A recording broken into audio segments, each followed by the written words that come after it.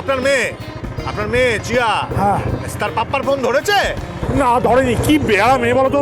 এই মহারাজ, এই কি করি বলো তো। এই মশাই ছাড়ুন, বারবার গায়ে হাত দিচ্ছে। আচ্ছা, তোমার ছোট্ট সোনা ভাই সে তোমার ফোন ধরেছে? না ধরেছে কোথায়? ধরলে কি আর এই বাইকে করে এদিক ওদিক ঘুরে বেড়ায় নাকি? তাই তো। আরে কি করা যায় বলো না। মাথা কোনো বুদ্ধি নেই তোমার? বুদ্ধিটা একটু কাজে লাগাও। শুধু একটা ইয়ে করছো সবসময়, একটা মাথা করো আর খুন খারাপি এরকম করলে চলে?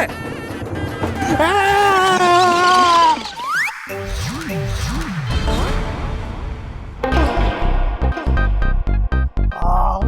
বাবা রে!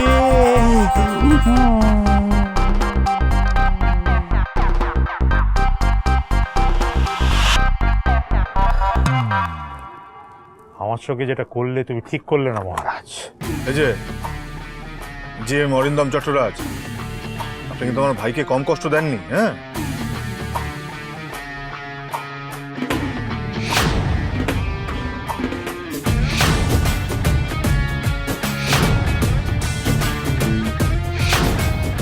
অনেক মার মেরেছে আপনার গুন্ডারা, তাই একটু আঘাত আপনারও প্রাপ্য।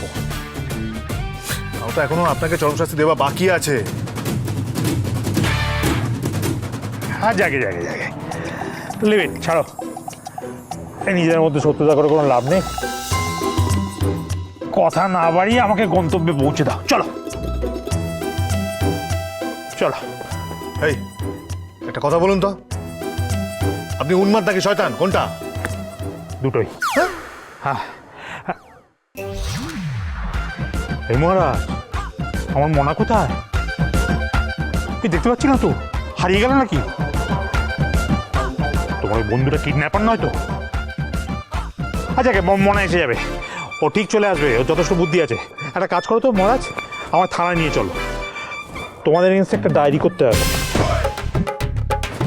কিডন্যাপিং এর ডায়েরি। মানে আমার চিয়াকে অপহরণ করেছে এরকম একটা কেস দিতে হবে তোমাদের। চলো। এই অরিন্দম চট্টরাজ, হ্যাঁ কি? আপনি আমাদেরই সাহায্য নেবেন? আমার বাইকে চেপে আপনি থানায় যাবেন আমাদেরকে বাস দিতে?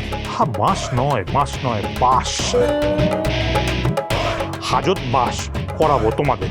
চলো না, চলো, নিয়ে চলো। এই, শুধু খুঁজে পাই একবার চিয়াকে আর শিবকে, তারপর আপনার খবর আমি নেব, ভালো করে নেব। আরে দাঁড়াও, হ্যাঁ মহারাজ, আরে যেও না, দাঁড়াও। কি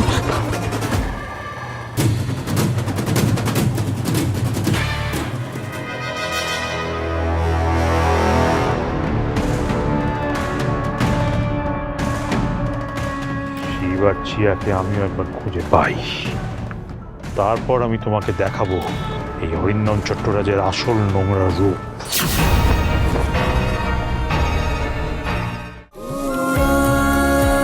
উড়ান সোম থেকে রবি প্রতিদিন রাত ৮টায় স্টার জলসায় ও ডিজনি প্লাস হটস্টারে।